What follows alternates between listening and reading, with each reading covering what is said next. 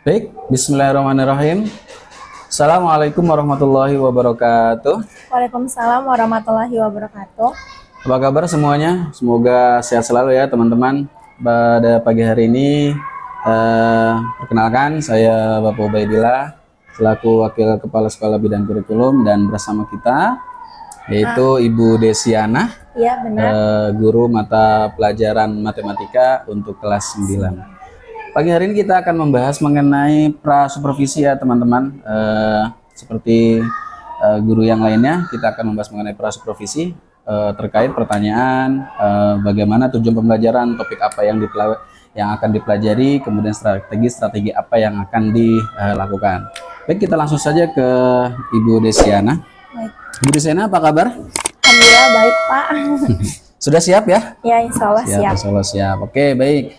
Bu Desiana sebagai guru matematika di kelas Kelas 9. 9 yang insya Allah nanti akan mengajar di kelas 9 9A. 9A. Baik, nah minta tolong Bu Desiana untuk menjelaskan mengenai pembelajaran yang akan dilakukannya nanti, seperti pertama topik apa yang mau dipelajari, kemudian tujuan pembelajarannya apa saja, kemudian area pengembangan apa yang ingin dikembangkan oleh peserta didik, dan juga bagaimana strategi-strategi yang akan dilakukan oleh Bu Desiana pada pembelajaran tersebut. Silahkan diceritakan. Oke, terima kasih untuk Pak Ubay. Untuk pembelajaran hari ini, untuk tujuan pembelajarannya yaitu menyelesaikan sistem persamaan linear dua variabel dengan metode grafik. Oke. Area pengembangan yang hendak dicapai pertama adalah konsep dasar S, sistem persamaan linear dua variabel. Yang kedua adalah metode penyelesaian menggunakan grafik. Yang ketiga adalah penulisan matematika. Yang keempat adalah implementasikan dalam kehidupan sehari-hari. Untuk strateginya yang disiapkan pemahaman konsep terlebih dahulu, baru mengaplikasikan ke pembelajaran menggunakan metode grafik. Oke. Lalu apalagi? Cukup? Cukup dulu. Jadi target goalsnya adalah pada hari itu anak bisa menyelesaikan dalam menuliskan kembali ke konsep matematika. Dari soal cerita kehidupan sehari-hari diubah ke soal matematika dan menggunakan grafik. Oke, baik. Bisa digambarkan rencana yang akan dilakukan di kelas seperti apa rencananya? Pertama, pembukaan dulu. Untuk itu awalan mempersiapkan peserta didik. Terus kedua, kita pembagi kelompok menjadi 9 kelompok, masing-masing ada 4 siswa. Oke, satu kelompoknya 4 ya, satu kelompoknya anak. 4 anak. Terus habis itu akan ada persepsi, terus ada pertanyaan pemantik, nanti disediakan mungkin ada gambar, mereka suruh melihat dan menanggapi gambar tersebut. Oke.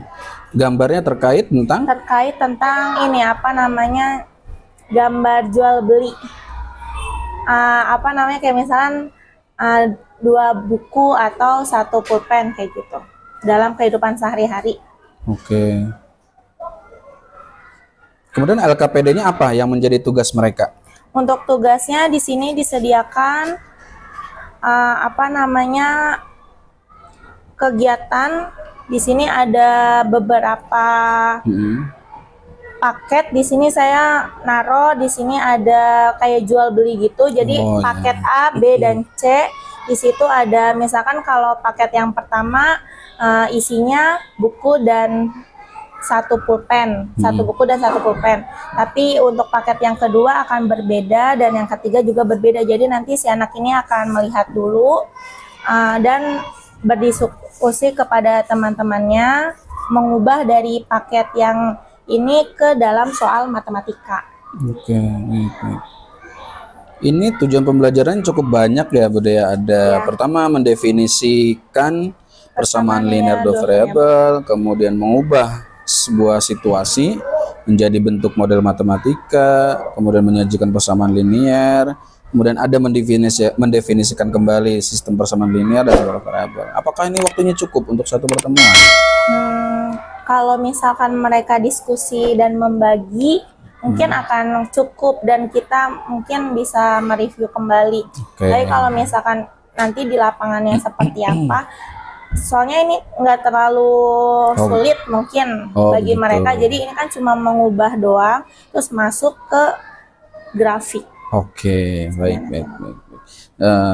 Jadi fokusnya pertama di persamaan linear dua variabel ya.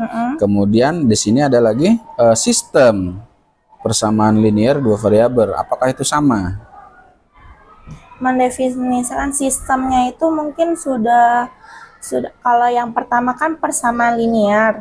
Persamaan itu persamaan satu dengan kedua. Kalau sistem itu sudah selesai, maksudnya sudah ada yang X dan Y-nya sudah dapat. Oke.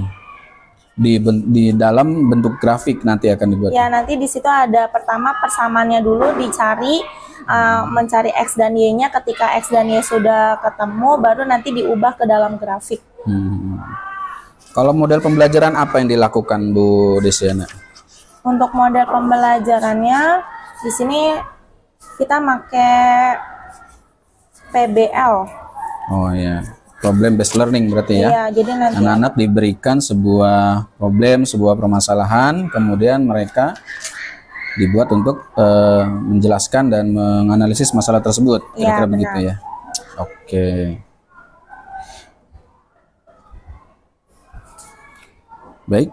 Ada lagi mungkin strategi yang dilakukan? Berarti kan kalau bisa saya tangkap pertama setelah persepsi, Bu Desiana akan melakukan pembagian kelompok, anak-anak diberikan tugas, kemudian dengan model problem based learning, maka di LKPD tersebut diberikan beberapa masalah-masalah ya, yang akan mereka diskusikan seperti itu. Kemudian dibuat LKPD-nya, nah sini sudah LKPD-nya kurang lebih seperti ini ya. Iya, benar.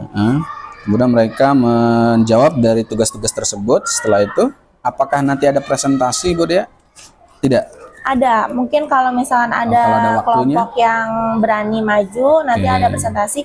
Kalau misalkan tidak ada, mungkin dia akan ke kelompok lain untuk mencari informasinya. Jadi saling bertukar informasi antar kelompok. Oke, baik.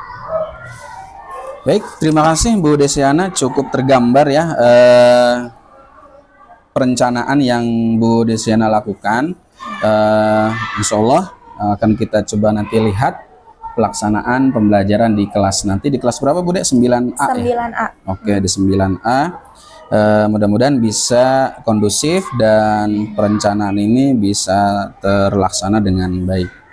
Baik teman-teman sekalian, demikian wawancara kita bersama Bu Desiana, guru matematika kami di SMP Islamiyah.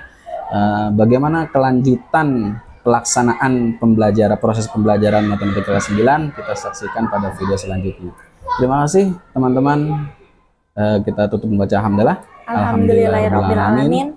Assalamualaikum warahmatullahi wabarakatuh. Waalaikumsalam warahmatullahi wabarakatuh.